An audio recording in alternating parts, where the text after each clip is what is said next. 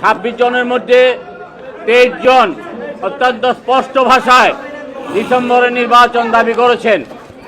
একটি দল বলেছেন যে নির্বাচন জানুয়ারিতে হতে পারে, ফেব্রুয়ারিতে হতে পারে, তারপরে নির্বাচন হওয়ার মতো প্রাকৃতিক পরিবেশ নাই।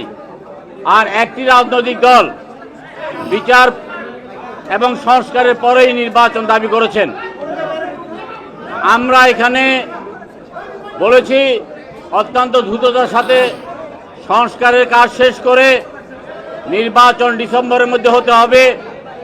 করিডোর এবং বন্দরের মতো বিতর্কিত বিষয়গুলোকে বাদ দিতে হবে এবং ঐক্যমত্যের ভিত্তিতে একটি স্টেক হোল্ডার যারা আছে তাদের মধ্যে একটি ঐক্যমত্য হতে হবে। মাত্র একটি রাজনৈতিক দলেই জুন মাসে নির্বাচন চাইছেন, আর সমস্ত রাজনৈতিক দল, আমি আবারও বলছি, 26 জন বক্তব্য রেখেছেন, 23 জন স্পষ্ট ভাষায় বলেছেন যে, তার মধ্যে আবার অনেকে বলেছেন ডিসেম্বরের আগে কেন নয়। সবাই ডিসেম্বরের মধ্যে নির্বাচন দাবি করেছেন। একটি মাত্র দল বলেছেন যে সেটা জানুয়ারিতে হতে পারে।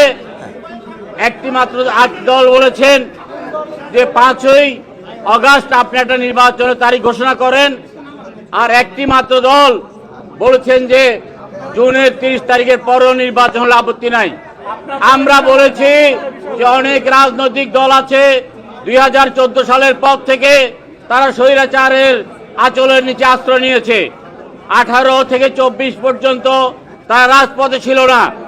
সেই সমস্ত রাজনৈতিক দলকে নিয়ে আপনি যখন মিটিং করেন, তখন আমরা যারা রাজপথে আমরা বুকে রক্ত দেওয়ার জন্য প্রস্তুত ছিলাম, মিটিং করেছি, নির্বাচন প্রতিহত করেছি, আমাদের মধ্যে রক্তকরণ হয়। ভবিষ্যতে এই ধরনের বৈষম্যমূলক আচরণ করবেন না। আন্দোলন সংগ্রামে যাদের অবদান আছে তাদের অবদান স্বীকার করে তাদের মতামতকে প্রাধান্য দেবেন।